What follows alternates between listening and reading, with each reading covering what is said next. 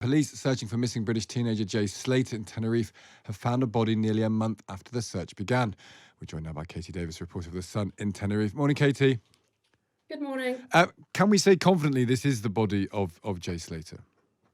So yes, from what I understand, police have said that evidence strongly suggests that this is unfortunately the body of Jay, and the charity supporting Jay's family, LBT Global, have said that the body was found close to Jay's possessions and his clothes.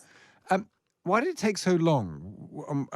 Because that's been one of the sort of storylines around this, is that people couldn't quite believe that it would take so long to find someone. Do we know why what's happened there?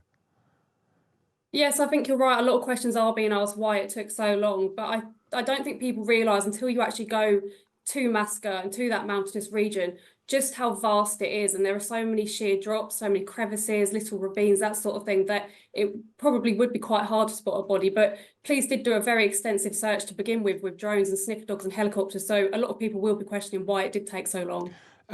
Some people have not been following this story very much, other than it's just a very sad story about someone going missing and then found probably dead. There are conspiracy theories around it. Why has this become such a big story, and why have things gone around the story so much? What's going on? So yes, there was a lot of a mystery element to this story. People couldn't understand how Jay had gone missing completely without a trace. And after so many days and weeks, people started trying to fill in the gaps themselves. We had a lot of armchair detectives trying to come up with their own theories, peddling these online. And to be honest, I hope they hang their heads in shame now, peddling those awful conspiracy theories and hounding Jay's poor family. So they were basically saying he's not really missing. He's not in any danger. That's what people were saying to them. Yes, we read a lot of bizarre conspiracy theories saying he might have jumped on a yacht, that he could have been kidnapped. There's been a lot of bizarre theories coming out of this, and social media's been absolutely rife with this. Is that a new thing? Not new, because social media's been around a while, but I wonder with any now major story like this, I wonder how much this becomes a sad feature of it, Katy. You know, as soon as something isn't quite clear immediately, there's a lot of space for people to impose their own theories.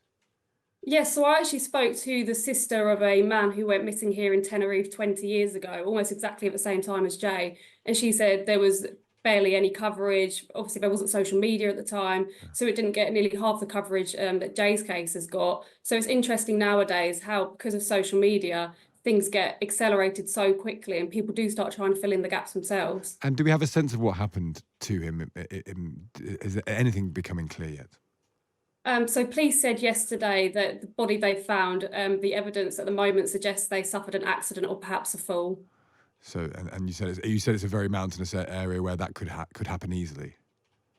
Yes, and the even the trails, so the paths people can walk along, they're so rocky, and I've walked along them, and even I've nearly slipped a few times because it's quite dangerous there. Yeah, and this may be a very tragic example of that. Katy, good to speak to you. Thank you for taking the time. No worries. That's Katy Davis, their reporter for The Sun in Tenerife. This body that has been discovered is very probably the body of Jay Slater. Front page of The Sun today. How did Jay cops miss the body? There's lots of conspiracy theories, but as ever with conspiracy theories, they've probably turned out to be untrue. Yeah, and we're going to be talking a bit about conspiracy theories later on the programme with the Times' Fiona Hamilton, who knows about such things. I was saying earlier that there've been, it's really kind of a sad list really of stories and cases on which people have speculated over the last couple of years. Obviously, there's Donald Trump, people are talking about that stuff, Jay Slater. There was Nicola Bulley. There are many others. And I wonder actually if we're able to pinpoint, obviously it's all down to social media, but I wonder whether we're able to pinpoint when this started. Is this a very recent concept or not? It's so interesting. And also the problem with conspiracy theories, once people believe them as an idea, every time you try and explain them, the explanation only reinforces the belief that the explanation is a stitch-up. And I don't actually know how you fix that, because the people who want to believe it will believe it. Yeah. I think the other thing, though, is that a lot of people are quite snooty about it and say, oh, it's a certain type of person who engages in this. But it's not actually. I think we've realised that over the last couple of years that especially people who they started with the classic, "No, I'm not a conspiracy theorist. However, it's very weird how X and Y," and then you just kind of think, well, what?